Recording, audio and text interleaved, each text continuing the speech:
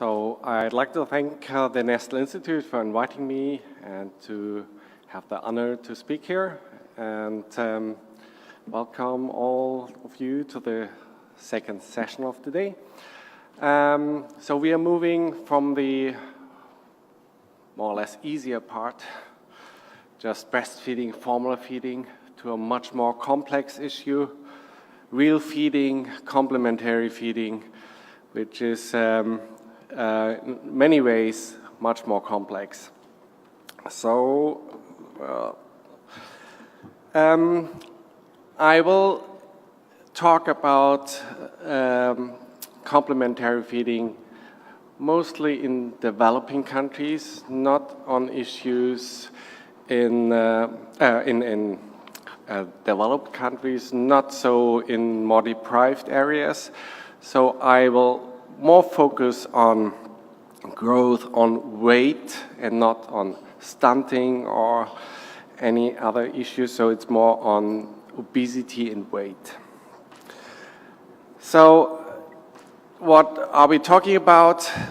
So complementary feeding is a relatively short period, usually between 6 months of age and 2 years of age, or 4 months of age.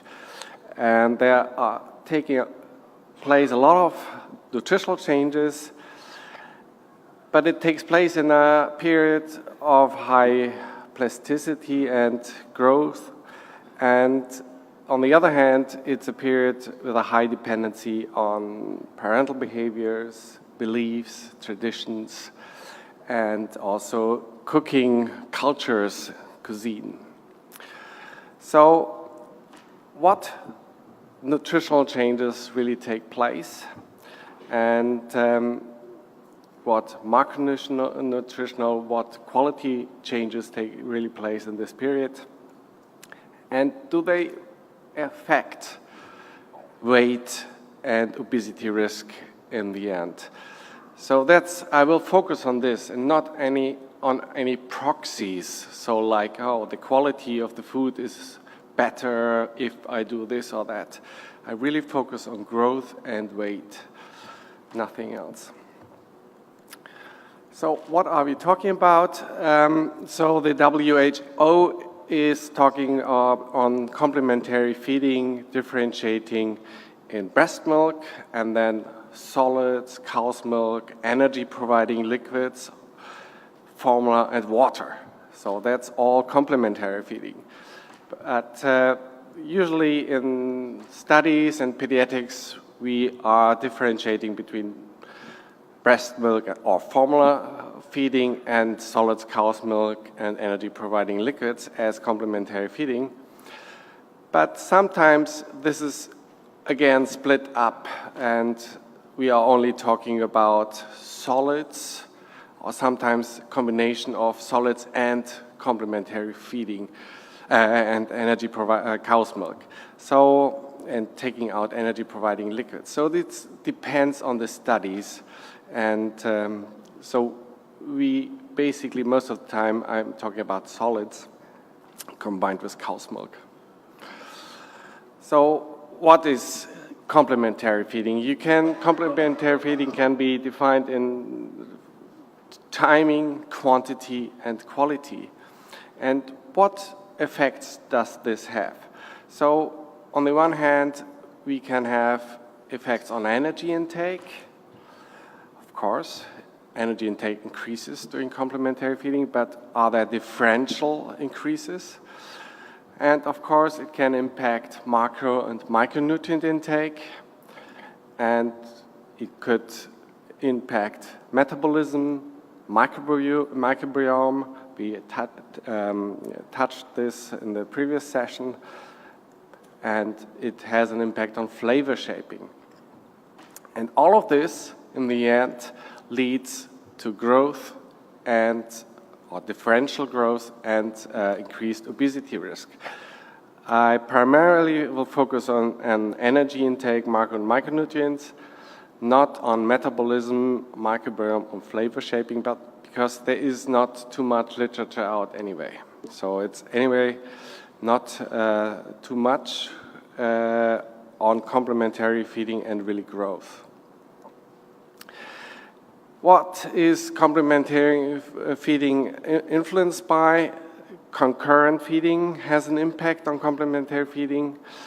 Either you're concurrently breastfeeding, formula feeding, or you have a mixed feeding, and this influences how much you and what you are eating during the time point. Also, previous feeding, like did you start with breastfeeding or formula feeding, or the earlier weight gain is influencing when you are starting or what you are eating, and these factors also influence obesity risk, showing that this is getting more and more complex. And of course, there are infant factors which influencing this whole spectrum of factors, like appetite or eating behavior, food acceptance, motor skills, and in the end, genetics. And on the other hand, there's the environment, the social economic status where the child is born into, the country of residence where they are living, the ethnicity, parental behaviors like feeding style, or just secular trends. So comparing this last 10 years to last 30 years, there might be considerable differences. And the environmental factors, of course, influence the infant behaviors and they interact. And to make it more difficult, we have the family food going alongside.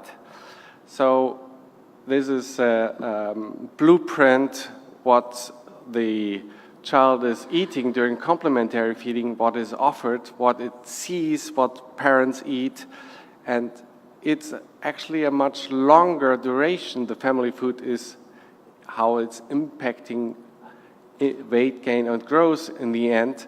So it's very difficult to differentiate special effects during the complementary feeding period to effects which is translated through family foods, which is given over the longer childhood lifespan. So making it difficult to see what are the real effects just happening during complementary feeding. So I did set the frame where what I'm talking about, and I will talk a little bit in between on the CHOP study mentioned beforehand. The CHOP study is originally an intervention study on formula feeding, formula with different protein containing formulas in the first year of life, and it contains also an observational breastfeeding group. And in this study, we have an intense collection of food diaries over the first 2 years of life and later on as well. So they have monthly 3-day food protocols until 9 months of age, at 12 months of age, and yearly thereafter. So we have a very dense data during complementary feeding, and I will show you some data on this. And this is a study conducted in 5 different countries in Europe, so with all the different diets in Europe. So to give you an impression how many data we have, I show you how many food diaries we have over the first 2 years of life of formula and breastfed children. You see that over 1,000 food protocols with 2/3 from formula-fed children are included, and giving a nice picture what is fed. So first of all, the easy part, timing of complementary feeding. That's easy to measure and very straightforward. So most data we have is on timing because it's easy, as I already said. So what do we know?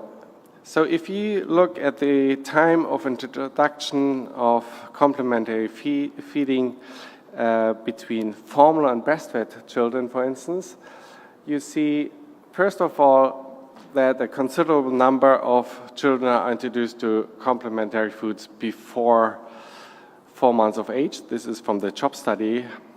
And you also see that there's a difference between formula and breastfed children, and so breastfed children or formula-fed children being introduced to solids approximately 2 weeks later.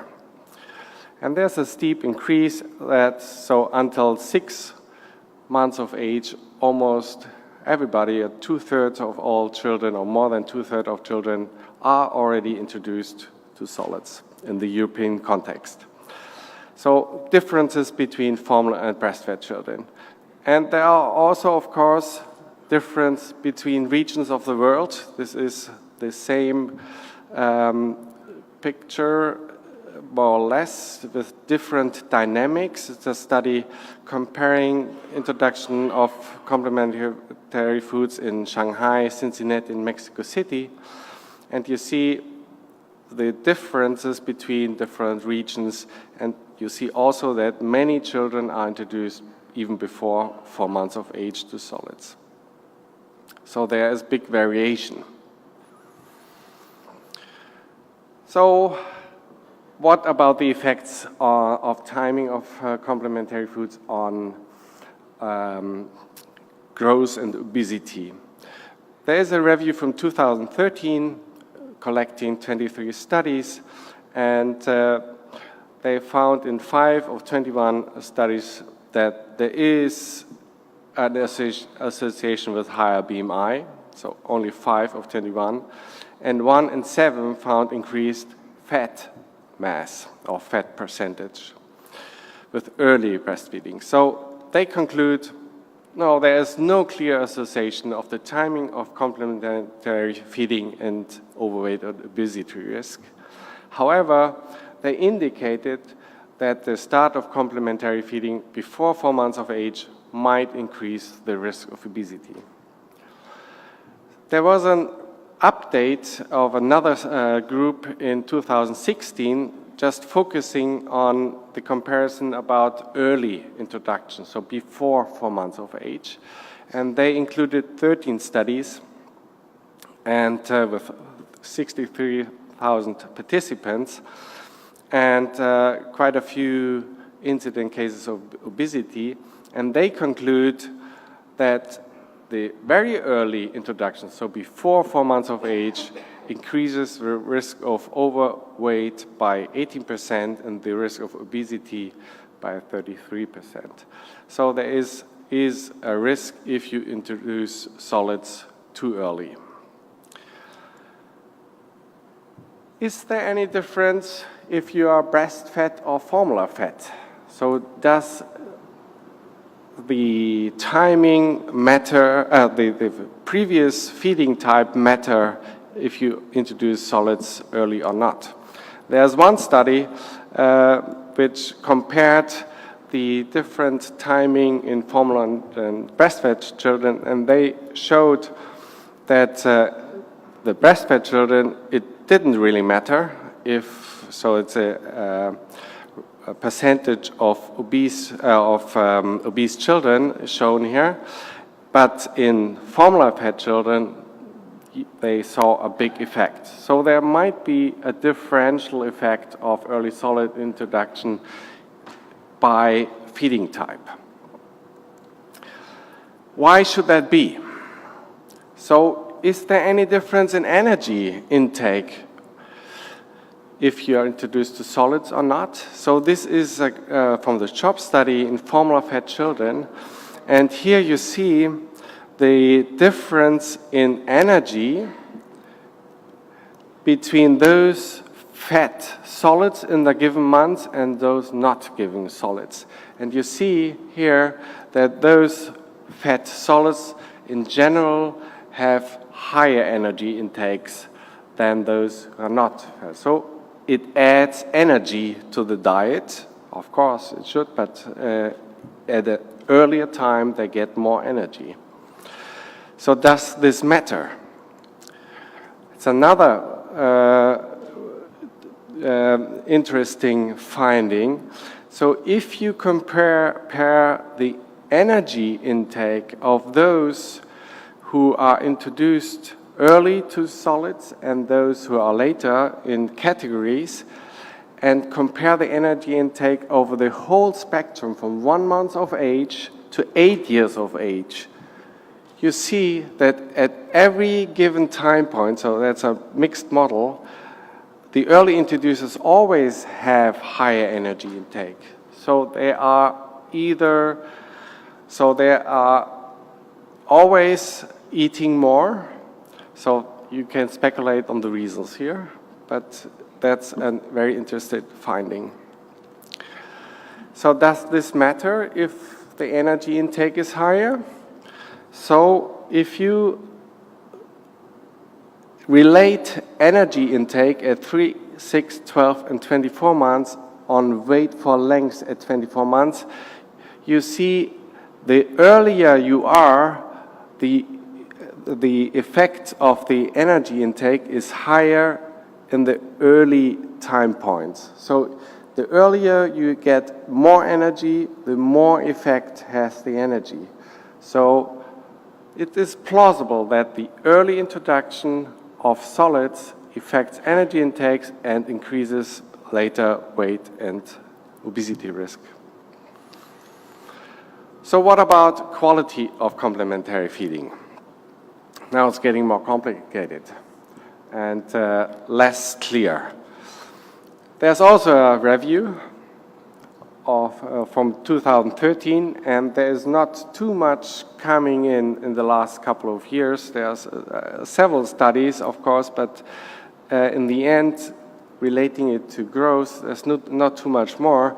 And they included 10 studies which looked at complementary feeding quality and BMI later in life, and they concluded there's no data of any association of fat and carbohydrate intakes, so there is no study on that actually at that time point. There is no clear data on the types of complementary foods on effects on obesity, but they say there is some indication, which was discussed by Dr. Kolecko earlier again already, that protein intake, especially dairy intake, might have an impact. They say that at 6 months there's nothing, but at later time points there is something. So why should that be? And so there is for instance, a nice study from the Alsberg group, and they looked at cow's milk intake at 8 months of age. So Alsberg started in the 90s, so there was still a different feeding behaviors in the family, so they started early and a lot of cow's milk was given. I think that changed by now. But they compared those with over 600 milliliters per cow's milk intake at 8 months to others, and they concluded that those who are introduced to cow's milk are heavier at 10 years of age. And that's what they found. So if this is the cow's milk group, they always have higher weight over the whole time course compared to formula, low intake, high intake, and breastfed children. So they always have higher. So cow's milk seems to impact the later weight, and cow's milk, as you know, has a high protein content. So what other macronutrient changes take place? And that's from the CHOP study again. And if you look at the development of the protein, carbohydrate, and fat intake to the energy intake, daily energy intake, you see there's a marked shift from protein from approximately 9% to 16% at 24 months of age, and there's a high changes in carbohydrates from 44% to 54%, and a decrease in fat intake. That's a general picture which is seen in the EU or the US. It's always looking very similar, very much the same. So there is a markedly increase in protein and they often, or in most of the times, increase even the recommendations of 50% energy. And the fat intake decreases and fall partly below recommendations of 30 energy percent. What else changes? There is the change of protein covered from dairy, so the consume of formula is decreasing. Of course, at some time cow's milk is coming in, but in general, the proportion of protein coming from cow's milk or from dairy is decreasing, from meat is increasing, and from vegetables is also somehow increasing, but it's more or less stable very soon. And there's also from some protein from, the other way around, sorry, starchy and vegetables. So there is a lot of dynamic, and if you analyze data, you have to know where you are on the time axis if you are looking at any analysis. So it's a very dynamic process. This is also showing the dynamics. That's the energy intake from in formula fed children, from formula, from commercial infant foods down here, and the dark blue line is the other solids, and on the top is energy providing liquids. You see at 6 months of age, so there is a considerable proportion of commercial infant foods and decreasing over time, and this is family food, so solids are becoming more important and formula is decreasing. And if you're looking at the breastfed children, you have to add the energy from breastfeeding. We didn't measure it, so this part is missing, but the general picture looks very similar. So there's not much difference at the growth picture, if you look at the scheme. But if you are looking, for instance, here at the 6 months, you see, comparing it here to the breastfed children, you see, okay, there are less energy from solids. So here you have 200 kilocalories, and here you are approximately have 260. So there are considerable differences between formula and breastfed children. And if you go further into details and looking at the contribution of complementary foods to daily intakes in formula fed children, so here you have solids at 6 months. About 30% of the energy at 6 months comes from solids and complementary foods. However, the proportion of carbohydrates is approximately 40%, and of fat is only about 15%. So there is, within the macronutrients, there are shifts you've seen already before. And then if you go into details what the solids are and the commercial infant foods, looking only at commercial infant foods, you see, they even have less fat and even have more carbohydrates over proportional to the contribution to energy. So there are differences within the foods given. Well, what else is going on? Energy providing liquids, sugar sweetened beverages. Is it a real concern or not? Well, energy providing liquids in the CHOP study, you can also see this is for the breastfed children, the percentage of children introduced to energy providing liquids, and in formula fed children, you see there is differences. So in sugared instant teas, formula fed children are a lot more exposed to sweetened drinks than those breastfed. So, and they are introduced very early, so from the beginning, basically.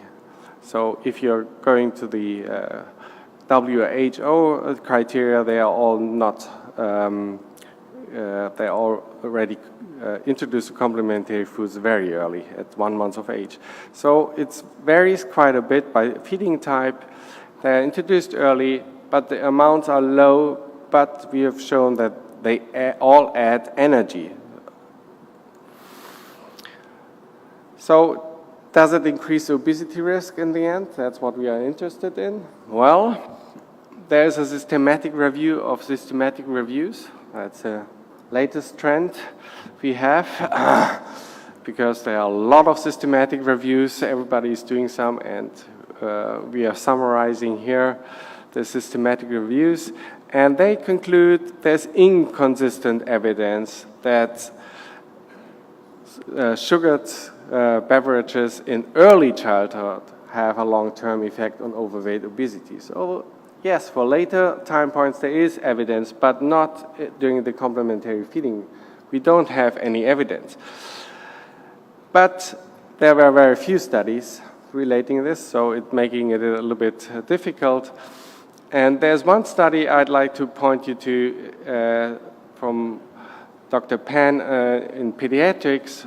They examined 1,200 children, more or less, in infant feeding practice study, and they found clear effects of sugar-sweetened beverages in early life on obesity at 6 years of age. And I want to share you here.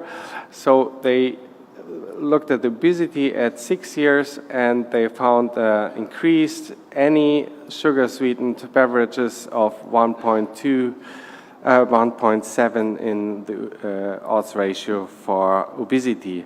And there is also some indication that there are trends by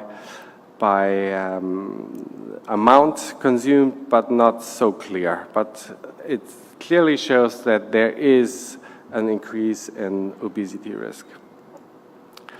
So the mode of feeding, does this affect any obesity risk? Looking at this, well, there are some data that prolonged bottle feeding has an effect, probably by the fact that they are consuming too much energy just because it's so easy, just taking the bottle and drinking it. And there's one example from the US early childhood longitudinal study. They looked at 6,800 children and looked at the obesity risk at 5.5 years, and they found that the higher the use of the bottle use is, the higher the obesity risk. There are some other studies, but the evidence is not that strong. So there is some indication at least. So what about feeding types? I just want to focus on two feeding types, responsive feeding and baby-led feeding. Baby-led feeding, especially because it's so trendy at the moment, and responsive feeding because it's a recommendation of the WHO, and there are nice trials examining this effect on weight and growth and obesity risk. So what is responsive feeding? Probably all of you know. So parents feed infants directly and assist older children when they feed themselves, being sensitive to their hunger and satiety cues. Easy set, but not so easy in reality. And if you go further, you have to feed with love and eye-to-eye contact, which is not always the case. So that's part of the responsive feeding. So is this promoting really better growth or not? That's one of the questions to be asked. And is baby-led feeding, does this have any effect? So the idea is that the infant feeds itself from the beginning of the complementary feeding period, and it's the same food as family food. And it's just the chunks of the food are in such a way that they can eat it. And it should increase self-control and regulation, and by that increase the likelihood of less energy intake and better growth. So baby-led feeding, what can I tell you about this? Well, not too much, actually. Studies are still ongoing. There is some concern of undernutrition, And there is one study comparing the weight in a baby-led group and a spoon-fed group, but it's a group actually quite inappropriate comparison group because they are sampled by completely different routes, and usually this is it's a trial with high risk of bias. But they showed that there is in the baby-led group there were a little bit more underweight children, but also less obese children. But if this is really the truth, needs real studies, and these are ongoing. So I cannot really tell you something. And the other problem I see with the baby-led weaning, it's, of course, many children in the world are introduced to solids before 6 months of age, and to really consume lumpy food, you need to be approximately 6 months, maybe some early, but is not fitting the reality in the world. But it's a nice way, but let's see what it tells us in 2 or 3 years. What about responsive feeding? There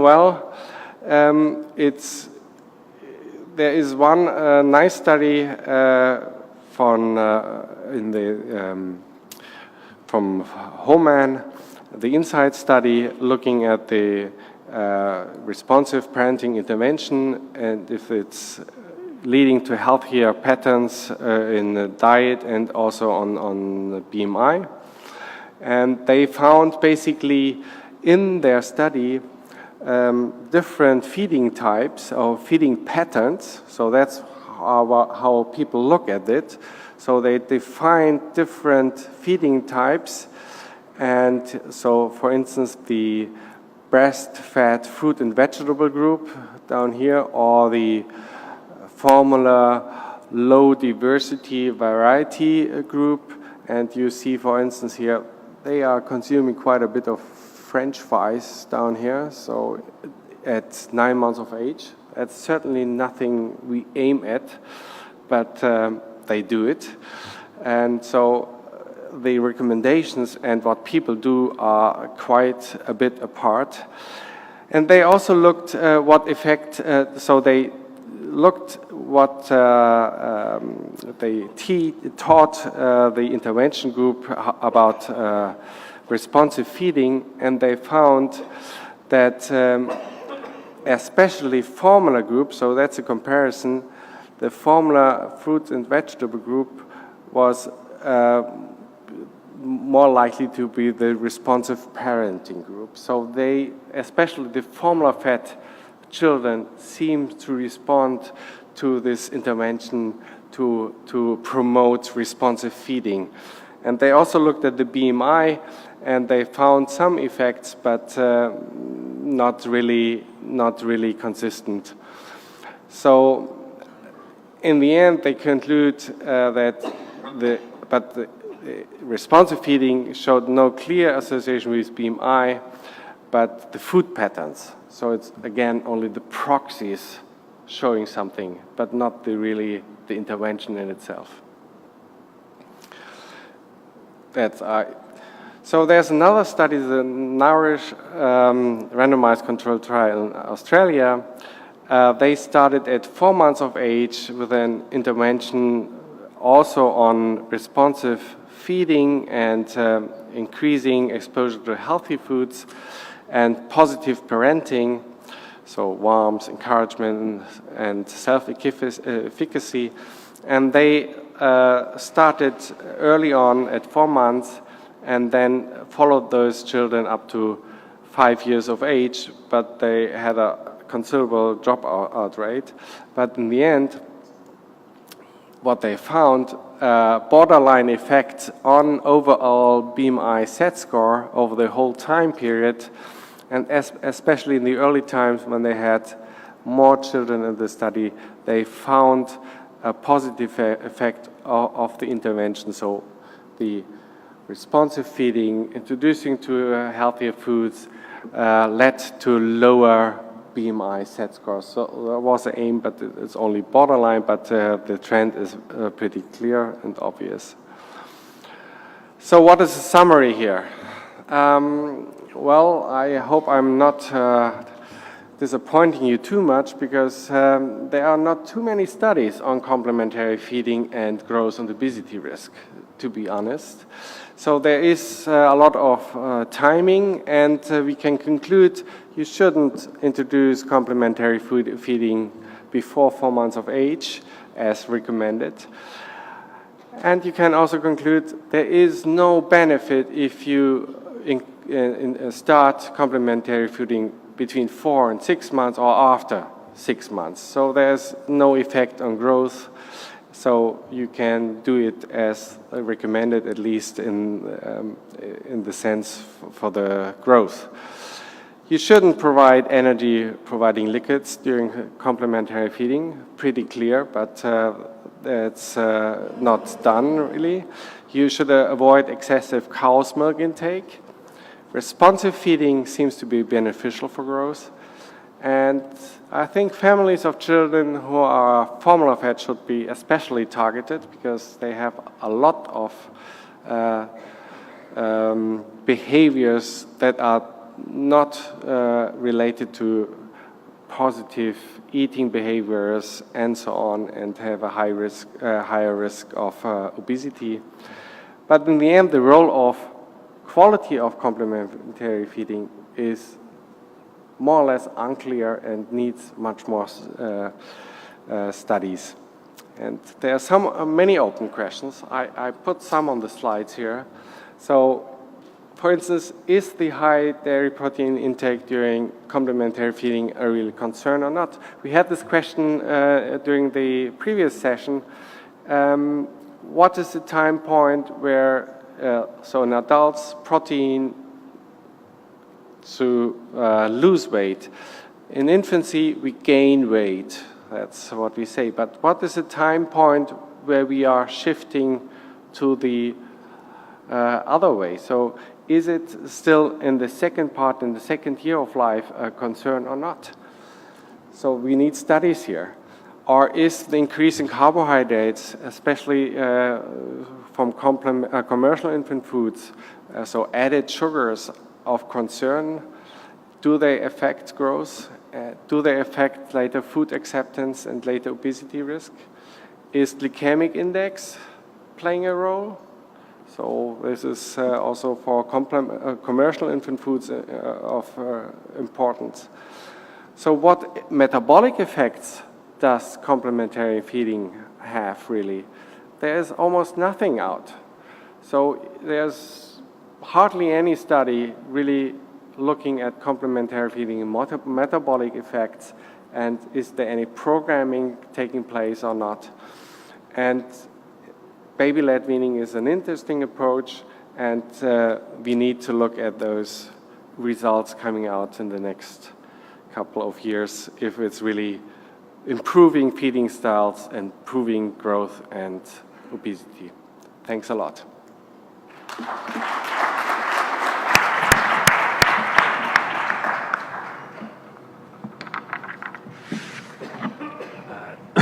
Thank you very much indeed, Viet, for a fascinating journey through that first year of life. So we will open the floor to questions for Viet. I can see. While we're waiting for those hands to, do we see? Ah, yes, apologies. Sir. I have a question about the vegan food. It's an increasing interest about vegan food, at least in Europe. If you put a child or infant on strict vegan food, would that influence growth, you think? Well, in the end, if you are talking about evidence, well, there is not really a good evidence saying it is influencing growth. Of course, vegan food in itself, if you are so really strict vegan food, might influence it by micronutrient deficiencies, but actually there's no studies showing it. Of course, there might be problems, but no studies.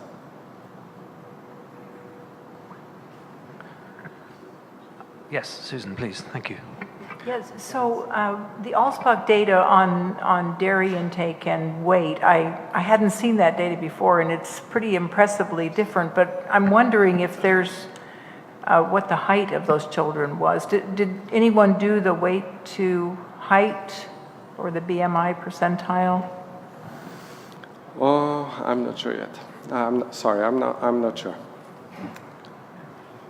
Because I guess my concern is to make too much of an issue about dairy when we don't really know if the children were actually over fat or overweight. Yes, that's always a problem that studies often pick out one anthropometric parameter. So here's just weight, and I think the weight for length was also significant but not so nice. So they picked the weight.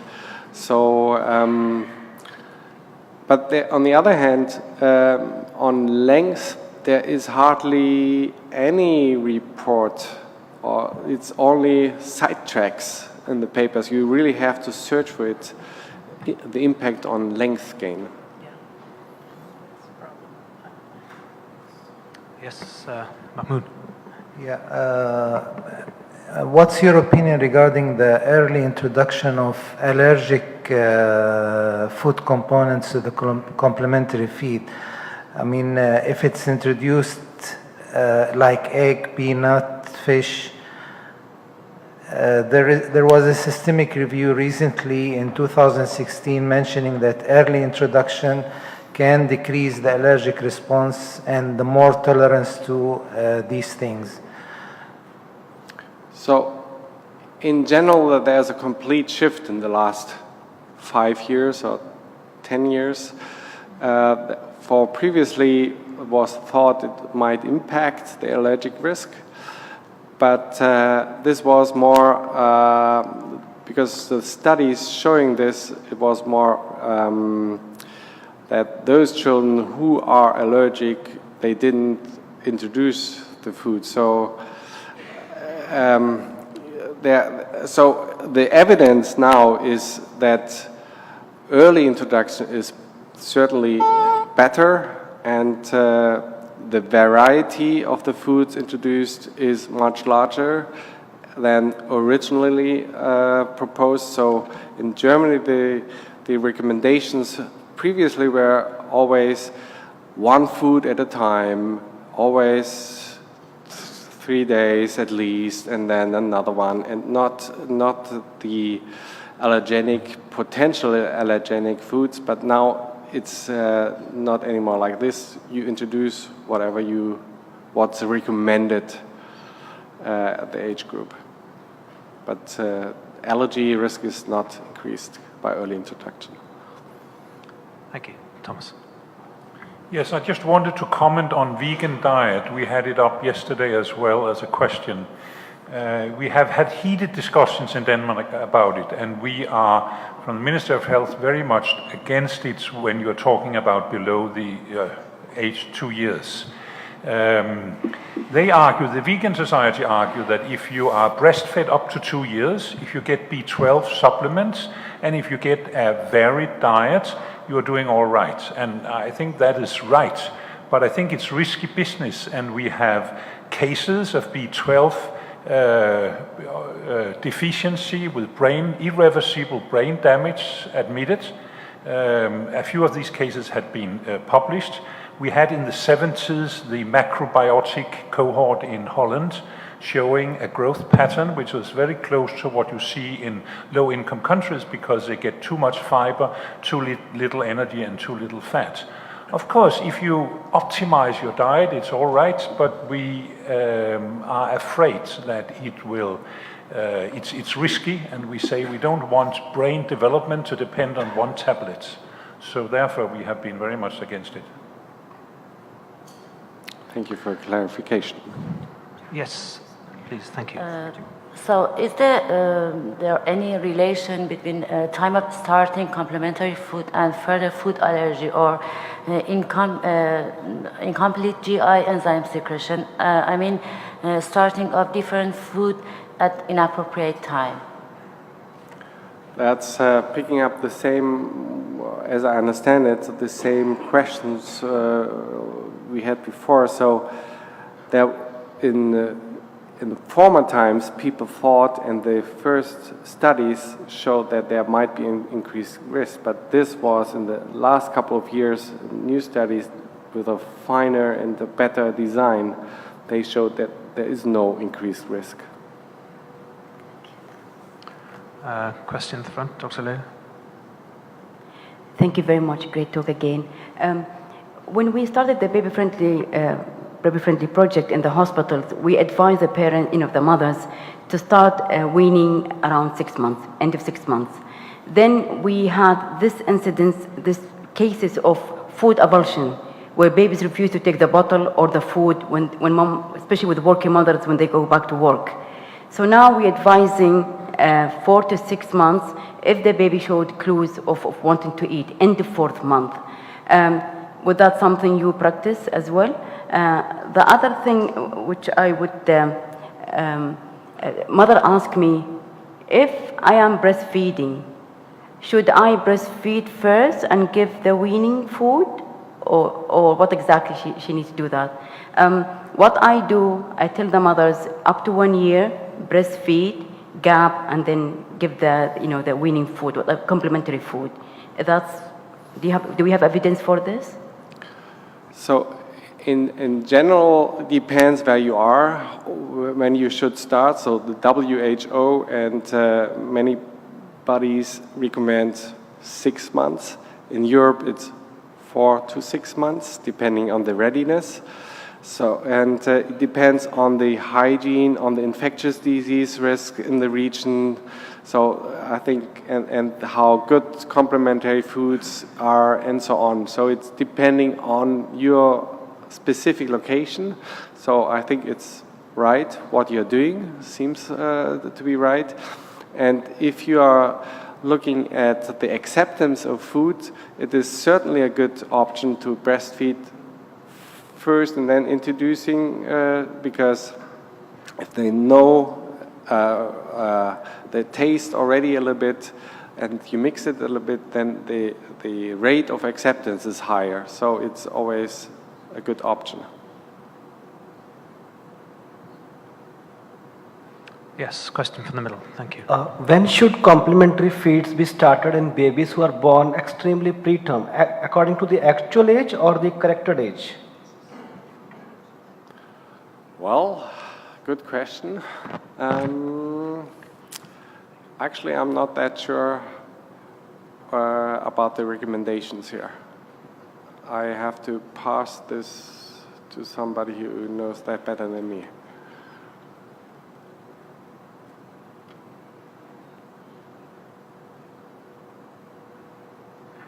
I have a question here. Apologies, I'm not sure if I can.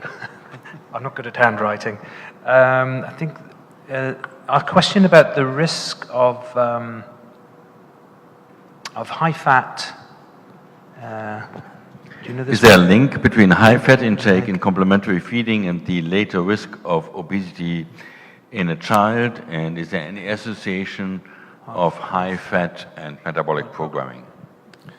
So far we know that all the studies I know of, and they could not relate the fat intake to any cardiometabolic risk in later life.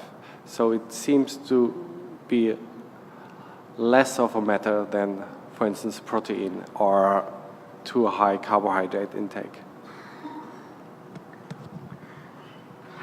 Yes, please, Mahmoud again. I mean, according to one of the slides which you showed that when the percentage of protein to energy is more than 15 to 20%, then the body mass index will be higher, and the risk of obesity, naturally, it will be higher on the long term, according to previous sessions we saw. So don't you think if we start in general complementary feeding at 6 months, it's better than being at 4 months, avoiding the other factors which, necessitate early introduction? Because naturally, when you introduce complementary feed, I mean, the protein to energy ratio, definitely it will become in the range which was showed in your systemic study. So you meaning if you're introducing solids a little bit later, the risk to introduce too much protein is less, and so we might have better weight outcomes. Is this a question? Yes. Yes. Well, yes, so actually the time window is not really defined yet. So in the CHOP study and several other studies, we are looking at the protein intake during the first year of life, but starting after birth, or the other studies in the first 4 months of life, and they show the effect. And then there are several observational studies, and they are not all in the same direction, and there's indication that the second year of life is still of importance, but actually we don't know what's the time window of protein impact. There is a good indication that it is going on, so we could be in line, but the evidence is weak. Could I add to that? That is, of course, also an option to modify the choices of what exactly you feed. And while Veit has pointed out, the question is still debated on what the role is of protein in complementary feeding. There's clearly some indications that if there's an effect, it's stronger for animal than for vegetable protein. So, for example, if you would introduce more vegetable protein-rich complementary food, there might be less of a risk of inducing an excessive effect. And for the question which was asked regarding, it's the corrected age of the premature in which you start the premature, which you start complementary feeds. One question was asked from the audience. Are you asking that, Bertol? You want to comment? Well, I think it's something we'll struggle with the corrected age, and I see a huge variation wherever we go. Practices here are different from what I've seen in Europe, from what I've seen in Canada. So, what do we say? Well, we tend to use the corrected age, but you do tend to find that these infants appear to take their solids much earlier. And whether that is because, unfortunately, many are bottle-fed, and we're seeing those formula-fed infants go on to solids quicker, that may well be a part of it, because we do struggle, or certainly we struggle to get exclusive breastfeeding in these infants. So I think, I don't think we ever achieve what we want. I think we do tend to feed a little earlier than desired, but a huge variation in the practices that I've seen. And I don't know whether there's a fixed rule that I would try to apply. I would agree. I don't think we have the evidence really for a clear recommendation. There's obviously conflicting elements here. One is that a baby born small, the preterm infant, would need additional nutrients, be it iron, be it other micronutrients, earlier than a term baby. On the other hand, the readiness for spoon feeding may be later because of more neurodevelopmental challenges. And the third element is the parents who want their children to grow up and to be like the other children. They usually don't look at the corrected age, but at the chronological age since the time of birth. So these are sort of conflicting elements where we can't really find an easy resolution. And I think it's time for exploring that in more detail. Yes, we have a question. Thank you. Is there an advantage or disadvantage of breastfeeding for 2 years? So you are talking about breastfeeding along the normal family feeding, and it's as usual depending on the region and how you breastfeed and what you're doing, what you feed. So in pediatric practice, you sometimes see people who are only breastfeeding, and they are not properly introducing complementary foods, and then you have a problem. And if you are talking about infections and risk of also the protective effects, I think depending if you are in a deprived area, in problematic areas with shortages of food supplies, and once in a while it's probably more protective. Thank you. So I'll take the final question, if I may, Chairman's privilege. It would appear to me that from the age of 6 months, the infants who are on a follow-on formula, as opposed to a term formula, would over those months be taking a great deal more protein than had they stayed on a lower protein formula. Has there been any study between infants who remain on the lower protein formula from 6 months as opposed to going to follow-on? And does it have an effect on satiety? Do they take solids less often, or has that not really been looked at? Interesting question, and I don't know of any study. At least, no, I cannot recollect any study comparing this. This is anyway a unique situation that we have this follow-on. Not all regions have the follow-on formula with the higher protein content, and the question is anyway why we have this. I think that's a general question. Yeah, thank you. Thank you very much. Well, I think we need to stop there, so thank you very much indeed, Viet, for a great first session.